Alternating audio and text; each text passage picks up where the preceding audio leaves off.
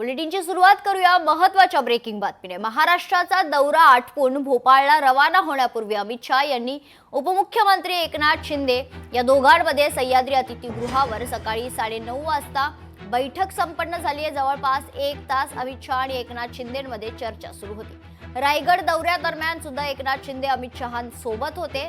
फडणवीस आणि अजित पवारांना टाळून एकनाथ शिंदे एकटेच शहांना का भेटले याची सध्या राजकीय वर्तुळात जोरदार चर्चा आहे। ज्यावेळी एकनाथ शिंदे आणि अमित शहांमध्ये सह्याद्री अतिथीगृहावर खलबतं सुरू होती त्यावेळी मुख्यमंत्री देवेंद्र फडणवीस नागपुरात तर अजित पवार बारामतीत होते। शहा शिंदेंच्या बैठकीत रायगडच्या पालकमंत्री पदाबाबत चर्चा झाल्याची सूत्रांची माहिती आहे।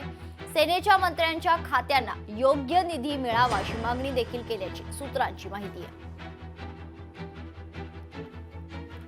त्यांची सदिच्छा भेट घेणं याच्यामध्ये काय राजकारण काय, याच्यामध्ये कुठलेही राजकीय विषय असला पाहिजे असं काही नाही आहे।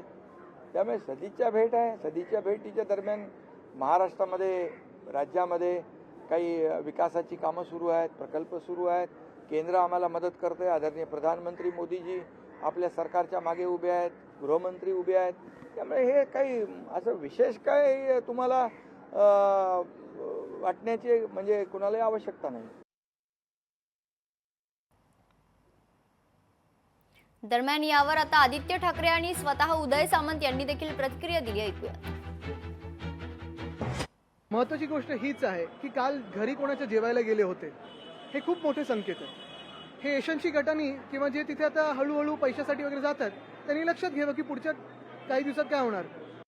एकनाथ शिंदे साहेबांनी अमित शाह साहेबांची भेट घेतलेली आहे। मी संध्याकाळी एकनाथ शिंदे साहेबांना भेटणार आहे। ते 1 तास का भेटले त्याच्यातले काही किस्से जर त्यांनी मला सांगितले तर उद्या पत्रकार परिषद घेऊन मी नक्की सांगेन। मला असं वाटतं की त्यांची दोघांची अतिशय महत्त्वाची महाराष्ट्राच्या जडणघडणीसाठी भेट होती, त्याच्यामुळे त्याचा अर्थ कुणी वेगवेगळे लावू नये। लोकशाही मराठी ऐका, पहा, जागरूक रहा।